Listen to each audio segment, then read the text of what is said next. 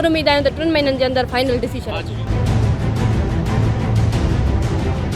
इहो त 5 सालनि खां चऊं था, हिकिड़े ॾींहं जी ॻाल्हि कान्हे बाबू, त कूड़ो आहे। दादूअ जी मॉडल ट्रायल कोर्ट मेहड़ जे टीणे क़तल केस में पीपल्स पार्टीअ जे 2 सिटिंग MPAs भाइरनि सरदार ख़ान चांडियो ऐं बुरहान चांडियो ख़िलाफ़ फ़र्द जुर्म लागू करे छॾियो। फ़र्द जुर्म में इल्ज़ाम लॻाईंदे चयो वियो आहे त 17 जनवरी 2018 ते सरदार ख़ान जे चुर्च ते ऐं बुरहान चांडियो जी मौजूदगी में हथियारबंदनि मेहड़ में फायरिंग कई, जंहिंजे नतीजे में UC चेयरमैन करमुल्लाह चांडियो, संदसि पुटु मुख़्तियार चांडियो ऐं संदसि भाउ काबिल चांडियो मारिजी विया। पीउ, चाचे ऐं ॾाॾे जे क़तल केस जी पोणनि 5 सालनि खां पैरवी कंदड़ उमेर रबाब अदालती फ़ैसिले खे हक़ ऐं सच जी फतह करार ॾींदे चयो त अॼु असां सुरख़ुरू थिया आहियूं।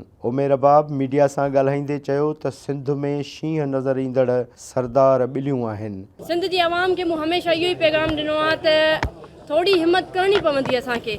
ये जेके शींहं नज़र पिया अचनि, इहे शींहं जे लिबास में ॿिलियूं आहिनि जेके नवाब भोतार आहिनि। सो असां ॾिसो, अदालत हमेशह हक़ सच जो फ़ैसिलो कयो आहे। अॼु बि अदालत फ़र्द जुर्म आयद करे इहो पैगाम ॾिनो आहे त मज़लूमनि जे लाइ हीउ दर खुलियल आहे ऐं सभई मज़लूम हिते अचनि ऐं इंसाफ़ वठनि। सो असां पुर उम्मीद आहियूं। फ़र्द जुर्म लागू थियण बैदि सरदार चांडियो मीडिया सां ॻाल्हाईंदे चयो त असां 5 सालनि खां चवंदा पिया अचूं त असां बेगुनाह आहियूं ऐं जल्द हिन कूड़े केस मां सुरख़ुरू थी निकिरंदासीं।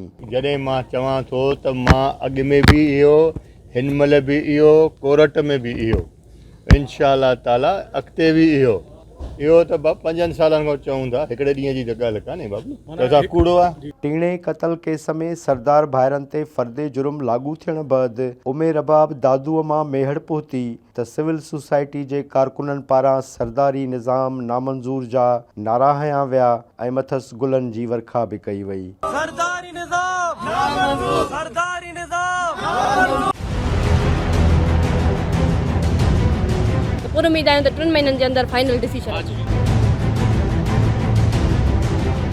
इहो त 5 सालनि खां चऊं था, हिकिड़े ॾींहं जी ॻाल्हि कान्हे बाबू, त कूड़ो आहे।